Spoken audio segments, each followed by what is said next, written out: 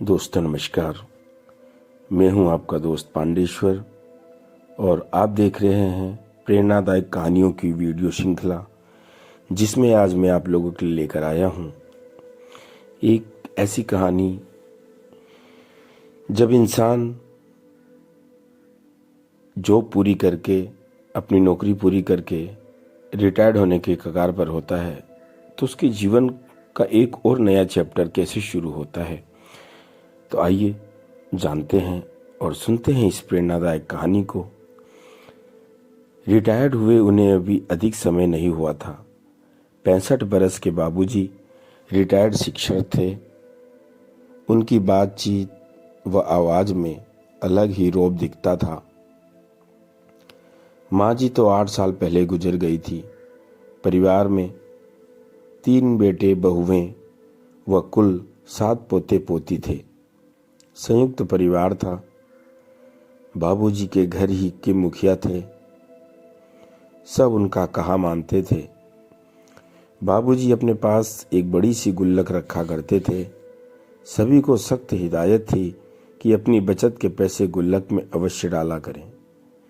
जब गुल्लक पूरी तरह से भर जाती तो उसे तोड़कर बाबूजी सबसे ज़रूरतें पूछते, आकलन तय करते कि राशि किसे देनी है। बाबूजी के निर्णय पर कोई प्रश्न चिन्ह नहीं लगाता। अगली बार फिर नई गुल्लक रख दी जाती। इस बार जब गुल्लक तोड़ी गई तो सबने अपनी जरूरतें बढ़ा चढ़ाकर गिनाई।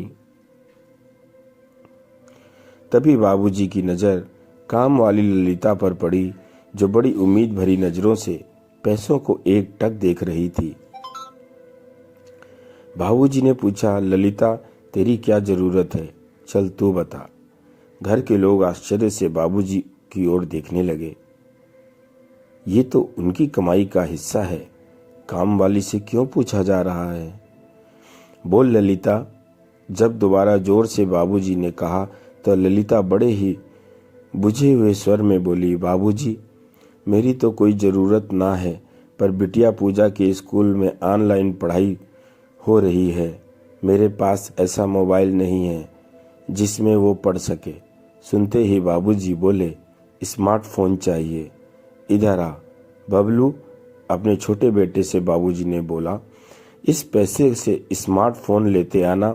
सुनकर ललिता की आंख डगमगा गई। झट बाबूजी के चरणों पर माथा टेक दिया। एक बच्ची पढ़ लिख जाए, इससे अच्छा और क्या हो सकता है। आजकल की मतलबी दुनिया में किसी के लिए 2 पैसा खर्च करना भारी लगता है, लेकिन बच्चों में, इस दुनिया में रहूं या ना रहूं, तुम अपनी आय के एक छोटे से हिस्से से सहयोग व साझेदारी की एक गुल्लक जरूर बनाए रखना। इससे बचत की प्रवृत्ति तो बनेगी ही, किसी एक के ऊपर कोई भार भी नहीं आएगा। यदि परपीड़ा महसूस कर उसका सदुपयोग करोगे तो अलग से धर्म कर्म की आवश्यकता भी न होगी। इस बूढ़े पिता की यह बात यदि अपने मन की गुल्लक में सदा के लिए संचित कर लो तो मेरा जीवन सफल हो जाए।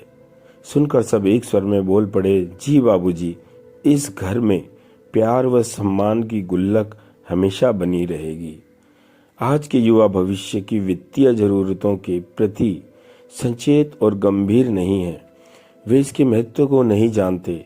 बढ़ती उम्र में जब आय के साधन सीमित हो जाते हैं या कहें खत्म हो जाते हैं तो न्यूनतम जरूरतों को पूरा करने और जीवन शैली को बनाए रखने के लिए बढ़ते खर्च को पूरा करना मुश्किल होता है।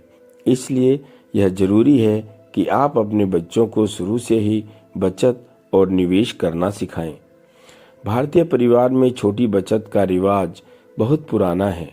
लगभग हर घर में मिट्टी के गुल्लक होते थे और उन्हें अपने घर में रखने के बाद बच्चे उनमें पैसे जमा करते थे। यह चलन अब बहुत कम ही देखने को मिलता है। नई पीढ़ी, जिसे मिलेनियम भी कहा जाता है, बचत और अपनी आर्थिक जिम्मेवारियों के प्रति लापरवाह दिखाई देती है। यह भविष्य के लिए ज़्यादा चिंतित नहीं रहती और आज में ही जीवन को व्यतीत करने में विश्वास करती है। अगर आने वाली पीढ़ी के भविष्य को सुखमय बनाना चाहते हो तो यह